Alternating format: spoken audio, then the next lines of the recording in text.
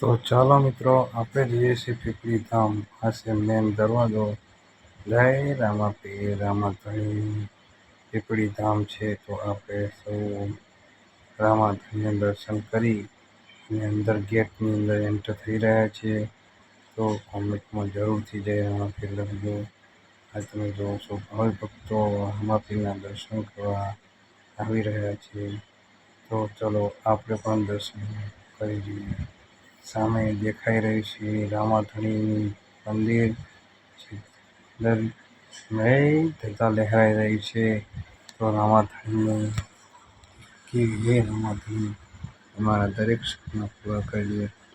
નિવાસી ઈશ્વરી માતાનું મંદિર જે છે ભગવાનનું માતાનું છે.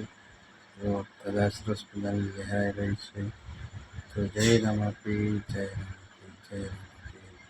પીપળી ધામ રામાપીર આપણે સવા ભગતની જગ્યાએ છીએ. તો આ છે આપણે શ્રી કંઠ આશ્રમ. તો આપણે એમના પણ દર્શન કરી લઈએ. તો સરસ મજાનું રામાધણીના દર્શન કરી લીધા. ત્યાંથી આપણે આગળ ચાલીએ છીએ. એક કાચનું મંદિર છે. જો રામાપીરના ભક્તોએ સરસ મજાના ઘોડા ચલાવ્યા છે.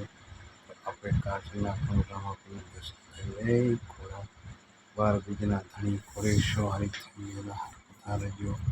તો આપણે પણ દર્શન કરી લઈએ. જો રામાપીર કહે છે એ લીલો ઘોડો લીલો.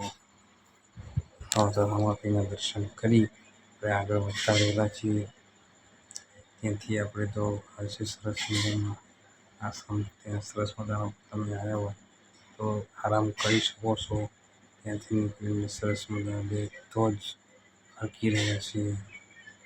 રામાપીરની ધજા લહેરાઈ રહી છે. બીજી લીલા નેજાવાળા રામાપીરની ધજા સરસ મજાની લહેરાઈ રહી છે. એકદમ સરસ. અંદર મોબાઈલ લઈ જવાની એન્ટ્રી નથી, તો હું તમને અંદરના દર્શન નહીં કરાવી શકું. બહારથી દર્શન કરાવી શકીશ.